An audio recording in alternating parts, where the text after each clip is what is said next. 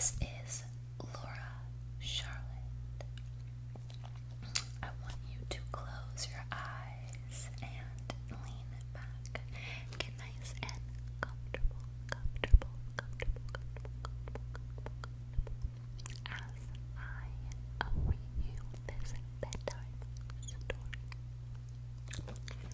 Laura Charlotte by Catherine O.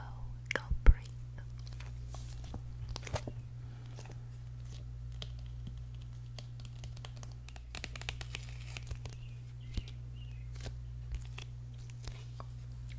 Laura Charlotte by Catherine O. Galbraith.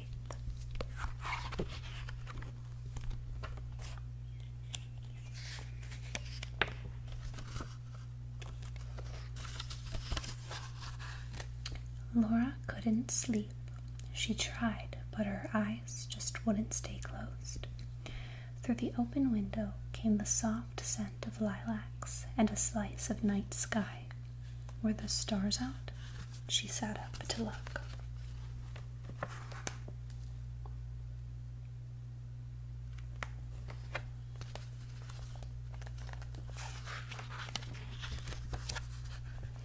Are you still awake? Mama whispered. It's way past your bedtime. But I'm not sleepy, Laura said. Tell me a story, please. What kind of story? Mama asked. Laura pulled the covers up to her chin. Tell me the story of Charlotte. But you already know the story. Mama sat down on the edge of the bed. You've heard it 1,000,000 times before. I know, but I want to hear it again, Laura said. Start at the beginning. Start once upon a time when I was a little girl.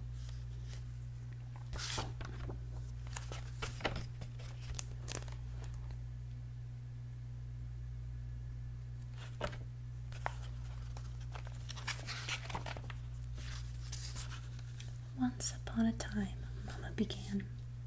When I was a little girl, your grandma was in the kitchen making a cake. A very special cake because it was my birthday and I was 5 years old. It was going to be a tall chocolate cake with buttercream frosting and pink sugar roses on top, Laura said.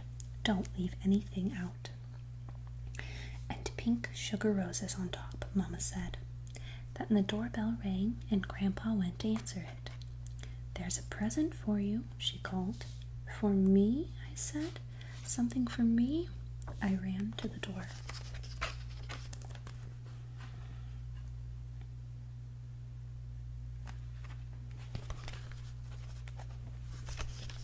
There in the hall was a package wrapped in brown paper and tied with red string. Grandma used her scissors to cut the knots. Underneath was blue birthday paper, and under the paper was a white box. And when I lifted the lid of the box,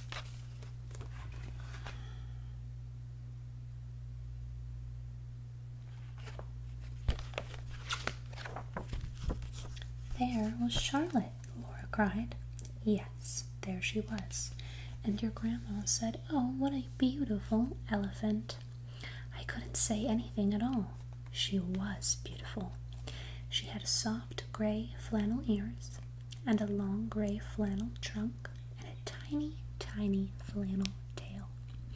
Your great-grandmother had made her from the scraps of her sewing basket just for me. What are you going to call it? Your grandma asked. Charlotte, I said. Her name is Charlotte. Because, began Laura, because I thought Charlotte was the prettiest name in the whole world, Mama said. And from that day on, Charlotte and I were best friends.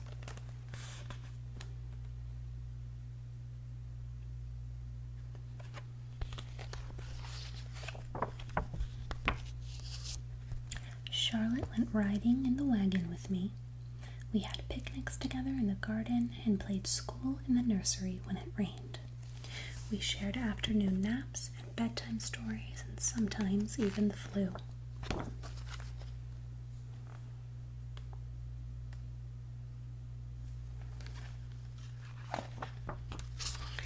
And at night we shared Ducky because Charlotte was afraid of the dark, Laura said.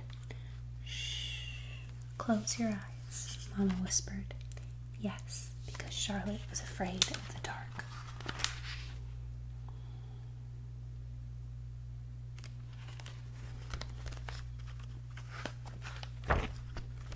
Once, Mama said, a terrible thing happened. Cousin Carrie came for a visit, and we played hide and seek in the garden. But that night, when I reached for Charlotte, she was gone. Where could she be? Had I left her outside, still hiding under the willow?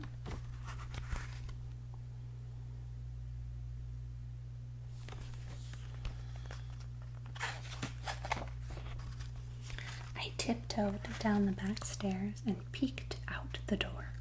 The garden looked shaggy and dark. I shivered.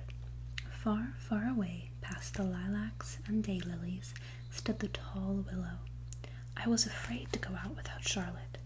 Then I thought, was Charlotte afraid without me?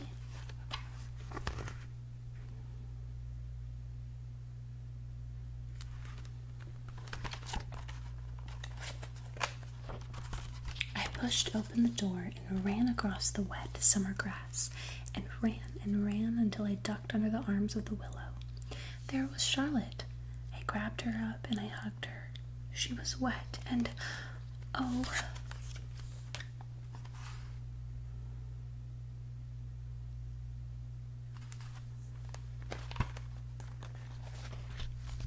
I started to cry. Poor Charlotte had only one ear. Dinah the cat had chewed off the other. But it didn't matter, Laura said quickly, because you still loved her best. Mama stroked Laura's hair. No, it didn't matter. I still loved her best. And I sat right beside her while my grandmother sewed on a new flannel ear. We were both very brave.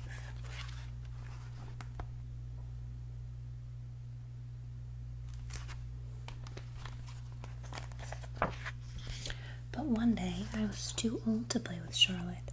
Instead of sharing picnics and tea parties, she slept on my pillow, safe on my bed.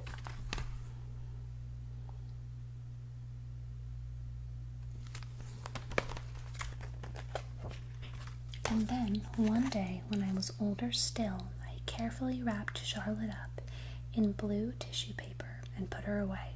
For your own little girl, Laura said. For the little child I hoped I'd have, Mama said gently. Now comes the best part, Laura whispered. And then one day, Mama continued, I did have my own little girl. And your daddy said, what shall we call her? And I said, we'll call her Laura Charlotte. Laura after her grandma, and Charlotte because it's the prettiest name in the whole world.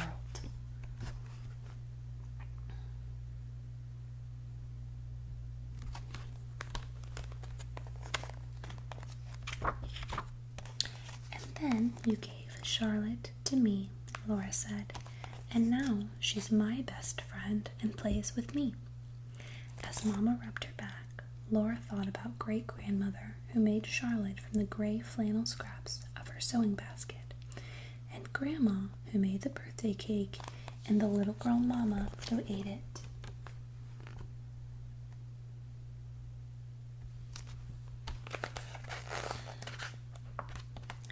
Now me, Laura thought. Circled by love, she hugged Charlotte closer and closed her eyes. The